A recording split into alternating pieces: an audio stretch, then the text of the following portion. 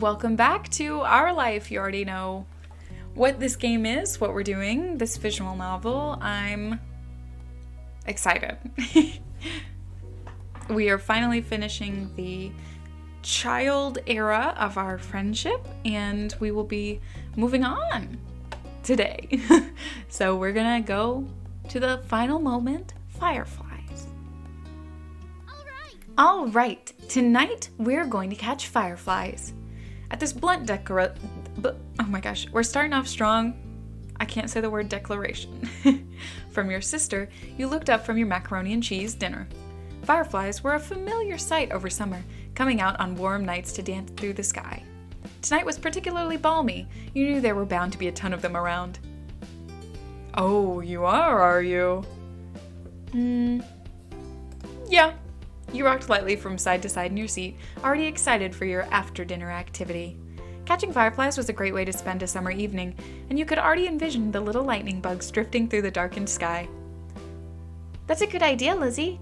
Can we, Mrs. Hiatus?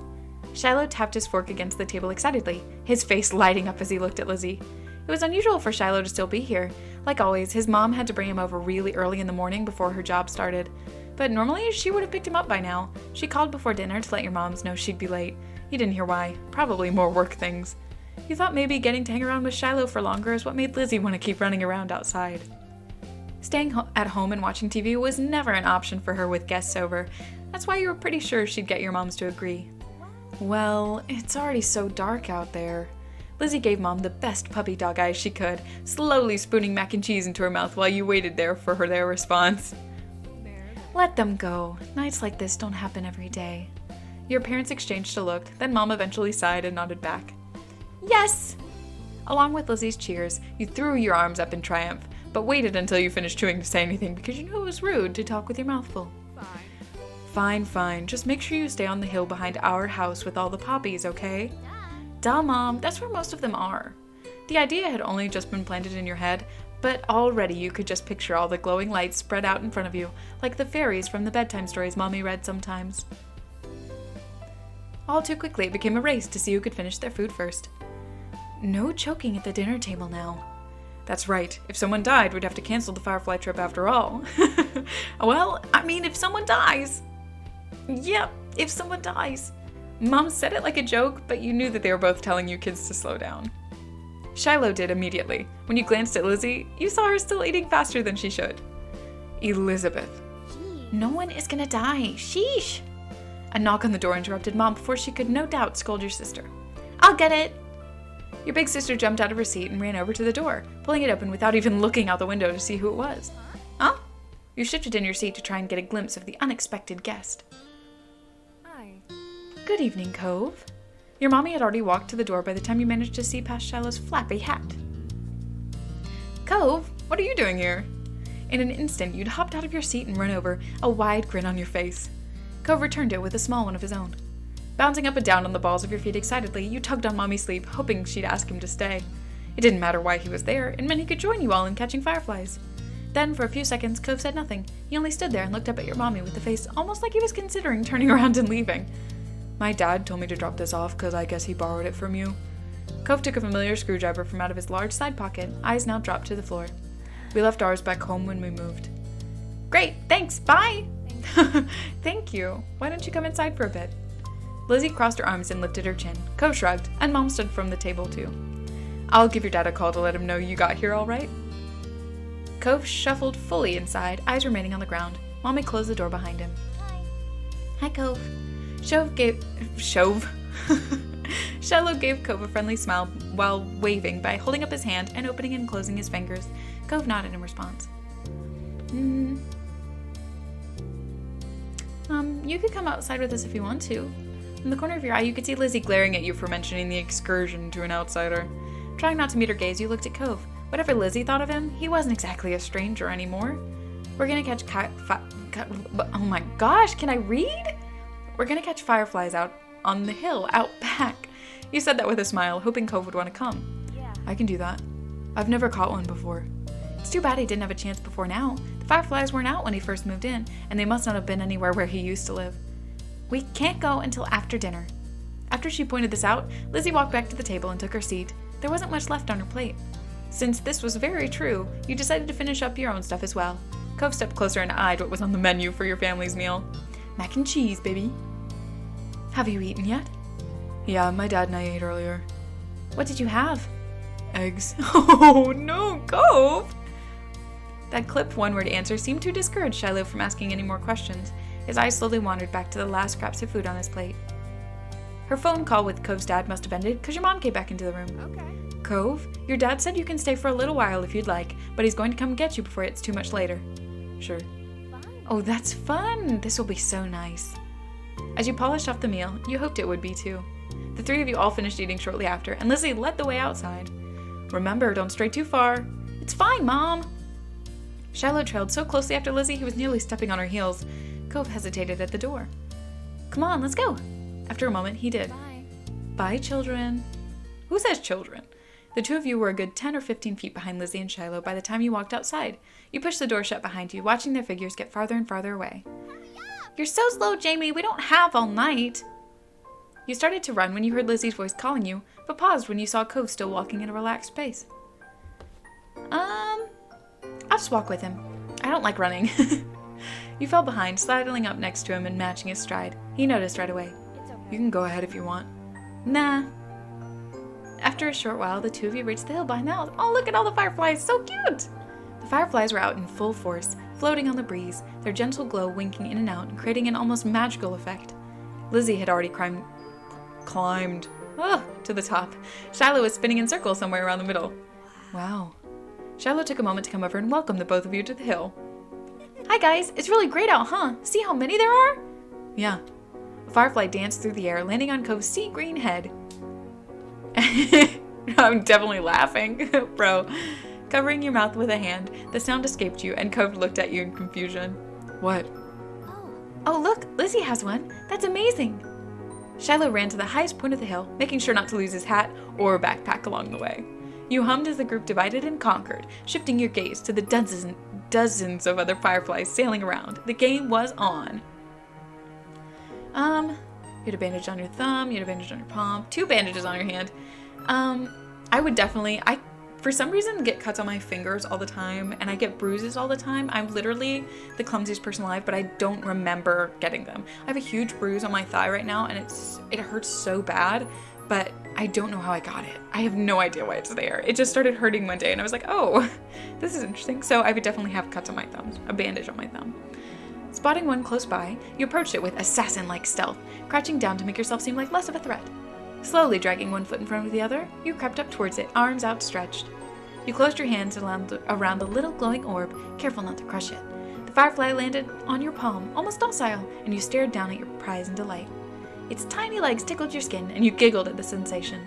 Cove kept up with his own target, but when he tried to grab it, his pink cast waved awkwardly through the air, foiling his efforts to clap his hands around the firefly. Whoa. Cove watched it vanish into thin air with a dissatisfied expression on his face. Just try again. There are plenty more fireflies. You can try again. Did you catch one? You nodded, and Cove gave up his hunt for a moment, coming closer and peering at the insect still crawling across your palm. You held out your hand, and he leaned closer, eyes widening a tad behind his glasses. Cove remained hypnotized by the little bug as he inched his hand closer to yours. Ultimately, he settled his finger slightly over top of the ones you were holding open. It tingled. Yeah, have the firefly. The last thing you wanted was to accidentally scare the shiny creature off. Aw, and look, it's the bracelet I picked out. Look at, the jewels. And I put that I have freckles on my arm. Oh no, I don't have that many freckles. I just have a couple. And the band-aid. Oh. The firefly, noticing the new connection, crawled over onto Cove's hand. He quietly gasped. It worked. Yeah, you got one. Cove's lips turned up into a slow smile, and his eyes shined brighter than the bug. Thanks, Jimmy. With a laugh, he gave the palm of your hand a friendly smack before performing an awkward low five. Startled by the extreme movement, the tiny light disappeared before you could even blink. Your firefly was gone. Sorry. Oops. Sorry. I don't care. It's okay. I couldn't keep it forever. Right. Bugs have to stay outside. Let's get another. I'll just watch. I really don't care about bugs. I mean, I would catch one firefly, but then once it's gone, I'm like, okay, I'm good. I think I'll look at everything instead. That's fun too. Okay. He poked the tip of his shoe into the soft dirt. I'll try to get something for you, then we can be even. Aw, with that, he made a run for it. He quietly took a seat among the flowers. The others were jumping and dashing all about. You saw how many times they succeeded and failed, how Shiloh almost tripped a couple times. It was a dramatic show. Though around you it was calm, the lights of the stars and fireflies surrounded you peacefully. It was a beautiful night. You laughed quietly to yourself as you watched the others, and Shiloh finally managed to catch a firefly between his small hands. His eyes lit up, and when he spread his fingers to take a peek at it, the bug escaped and flew off into the air. Oh! You watched as he pounced after it once more, but your eyes soon landed on Cove, who had failed to catch a firefly yet. Now cheer him on! You can do it, Cove! Cove smiled and you gave him a thumbs up, watching intently to see what happens next. While Cove returned to hunting fireflies, you settled for laying back against the soft grass, watching the poppies swaying around you and the fireflies hovering against the vast sky. Jamie. You lifted your eyes to see Cove return to your side. His fist was carefully closed. He stretched it out to the front of your face. You noticed a small glow coming from in between his fingers. I got one for you. Wow. What now? The hand disappeared up and over you. This? You could tell from how he moved in his face that there must be a firefly on top of your head now. You laughed, and it probably flew off, you thought. That made you laugh more. Thanks, Cove. Jamie, Cove, get up here. We're gonna have a race. The shouting caught you off guard. It had been quite a while since you heard from Lizzie or Shiloh. You glanced over to see them both standing on top of the hill again, Lizzie beckoning to you with quick hand gestures. If she was like that, you knew there wasn't much room for disagreement. Up the incline you went. From the corner of your eye, you saw Cove was coming up as well. He didn't care for Lizzie a lot, so you thought he might be intrigued just by the idea of a race. Hi. Hi, Cove. You can't roll down the hill. You could hurt your arm again. You'll be the referee for the rest of us. As Lizzie pointed this out, Cove froze in place. Oh, it was that kind of race. He frowned down at his cast. There's a T at the end, I can't read. That was the second time it got in the way tonight. What? Yeah, you'll watch and see who gets to the bottom first. That's important, got it? I guess. The cast was sturdy. If he was careful, he could have done it. Lizzie might have just been looking for a reason to make someone else the referee, but it was already decided. I'll just stay with Cove. Really? Why? You don't have to. I hate races. I hate doing any physical activity except for gymnastics, man. That was the only thing I could figure out how to do well. It's okay. I want to watch. You moved beside him on top of the hill, even though Lizzie eyed you and made a face. That's not how races work. We only need one referee. Man, Lizzie, I relate to you so hard. I was so bossy as a kid. I mean, I don't think that's really bossy. I think she just has a lot of leadership qualities, but, you know, just being called bossy. I was called bossy all the time because I have leadership qualities. Question mark? Shrugging your shoulders, you refused to budge, and Lizzie let out a huff before throwing her hands in the air. Fine. I'll be the winner, whether you join or not. Lizzie moved to lay down, and Shiloh did the same. Cove stood slightly to the side to get a better vantage point, and you stood next to him. Count down! Cove stood up a little straighter. It seemed like he was taking his newfound referee duties seriously. 3, 2, 1, go. Lizzie and Shiloh took off, letting gravity do the work and rolling at high speeds toward the bottom of the hill. You and Cove leaned forward to watch them go, eyes peeled for which of the two would reach the bottom first. They were both neck and neck, until about halfway down the hill, Lizzie started to veer off to the side, giving Shiloh a huge advantage. She obviously hadn't noticed a thing, and as soon as Shiloh reached the bottom of the hill, he jumped up excitedly and threw his hands in the air. I won! Almost immediately, he fell back onto the grass, still dizzy from his roll down the hill. Lizzie stomped out of the bush she had ended up in, spluttering angrily and brushing leaves from the front of her dress. Not bad. You got lucky. Let's go do it again and see who wins for real. Kids, time to come in. No! You snickered, feeling grateful you hadn't been a part of the mini debacle. You caught Cove's eyes and saw that he was doing the same. It had gotten late and was beginning to feel just a bit chilly as you made your way out of the hills, but the cold in the air hadn't dampened anyone's spirits. The four of you walked back home together, side by side down your neighborhood street, discussing the evening, with each person trying to prove that they were the one who caught the most fireflies. You knew that whoever really did catch the most didn't matter much anyway. All that mattered was that you had a good time, which, judging by the smiles on everyone's faces, you did. Aw, how wonderful! All right, and then summer ended. Yes, we've done it. We've done all the ones that we've unlocked. I'll never get tired of that view. You stood beside your moms, Lizzie and Cove, as the five of you watched the sun dip into the ocean somewhere far, far away. You like to imagine it cooling off in the water, resting itself before getting ready to shine brightly again tomorrow. Oh, I like that idea. That was a fun day. I didn't know they had magicians on the shopping street now. Neither did I. Oh no, we are so dull. Let's get out more. He didn't do real magic, Mom. How'd you figure that one out? 'Cause I know, that's not what real magic looks like. Oh, Lizzie dear, there's all kinds of magic in the world. Lizzie gave Mommy a suspicious look, but didn't dispute the claim. You looked over at Cove, who hadn't said a word since you started home. He didn't look upset though, just content. You're aware he still hadn't quite warmed up to your parents. Well, we can't sit out here all night. Time to hurry home and get cooking. Who's helping with dinner? Lizzie immediately let out a groan. Mom, summer's almost over. The protest was obvious. You could practically see school on the horizon. You certainly didn't want to spend your last bits of freedom cooking dinner. You could do that any other day. Best puppy dog eyes, man. Oh, don't look at me like that. Like what? Soon we'll have homework and reading to do. We can't do work now, too. Lizzie made her case and then stomped her foot into the ground. You mimicked her, feeling that would add something to the argument. Well, oh, come on, Pam. I can help you with dinner. Mommy leaned in for a hug, and you knew that you were very close to victory. All right, but as soon as dinner's ready, you lot are coming inside, understood? Yes, Mom. Yes, Mom. Cove, dear, you're welcome to join us as well. Yeah, Cove gave a non-committal shrug to your mommy, which you took as an agreement. So much to do, so little time. Maybe I could still get that seashell bracelet at Tines and Trinkets. Ooh, or maybe the playground, or the Fireflies would probably be coming out, right? I'm gonna make my own plans. Lizzie had her own ideas of what she wanted to do, but what were you going to do? You glanced over at Cove, considering. A strong gust of wind made you shiver. Lizzie huffed as she wrapped her arms around herself. Doesn't the wind know that summer's not over yet? That's all Lizzie said before abruptly turning on her heel and heading off in the direction your mothers had gone. Where are you going? I'm going to my room. I have lots to plan if I want to make the most of tomorrow. You thought this was over, looking off towards the water again. Lizzie didn't wait, and before long she was disappearing off down the road. Meanwhile, Cove was going in the opposite direction, heading for the beach. Obviously I'm going with Cove. He's my bestie. Cove gave you a smile that you couldn't help but return. Cool. He made a little gesture that you interpreted as, follow me, and then started heading to the waves. Cove knelt down, picking up something you quickly identified as a smooth rock. He reared his arm back, then tossed it out into the water. Ah! You pressed over, it sailed away into the sea. Yeah. I'm looking for my own rock. Deciding to join Cove, you searched nearby for any rocks or shells that you could throw too. You found a shell that would suit your purposes, a smile growing as you tossed it as hard as you could. It landed with a wet-sounding thunk a few feet away and slipped down into the water. Of course it did. When you looked over at Cove, he didn't seem to notice that his throw had been more impressive. Cove was looking down at his cast, scratching idly at the pink surface, even though you were pretty sure he couldn't feel it.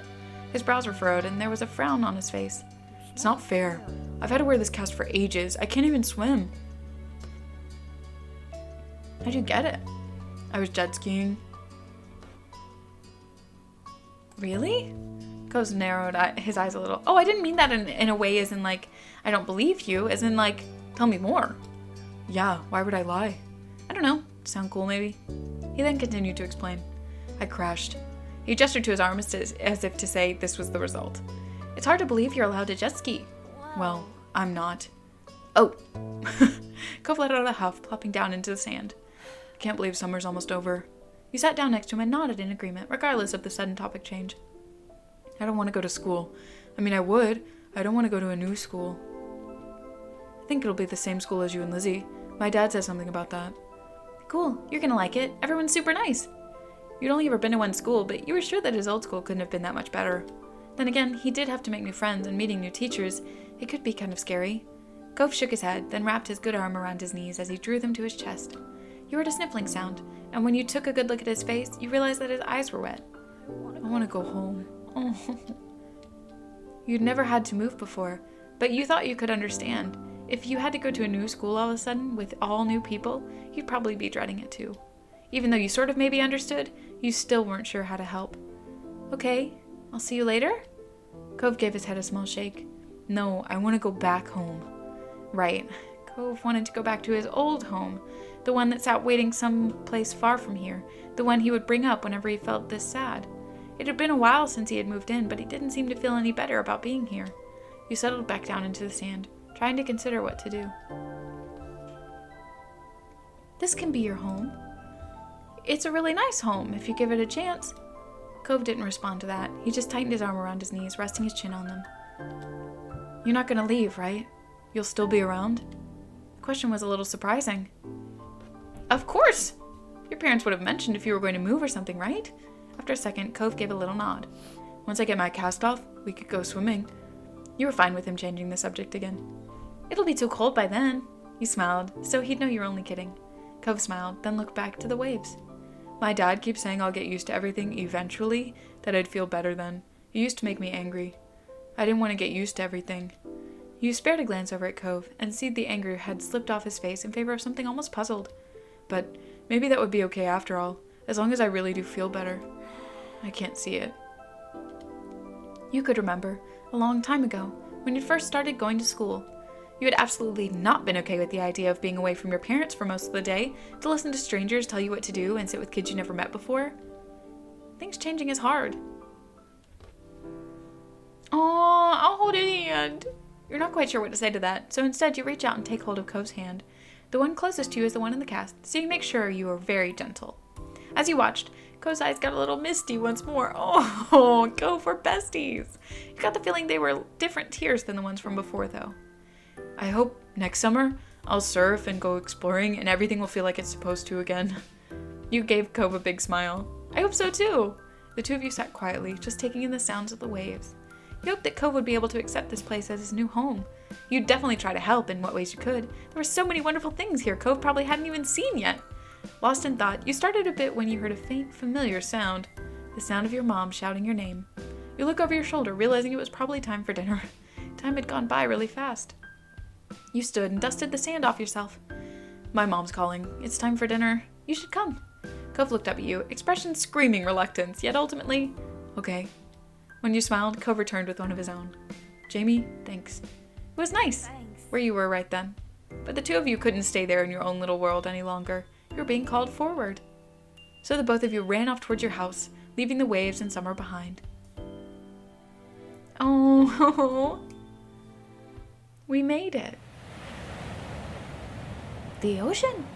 In between. Like middle school years, question mark? Ooh, middle school. Oh, I can change what I look like. Should we change my hair? Two-tone? I did dye my hair in middle school. I did dye my hair purple. But it was like brown purple. Maybe I should do that. What do we think? I'm gonna do it anyways. You can't answer me right now. Okay. Yeah.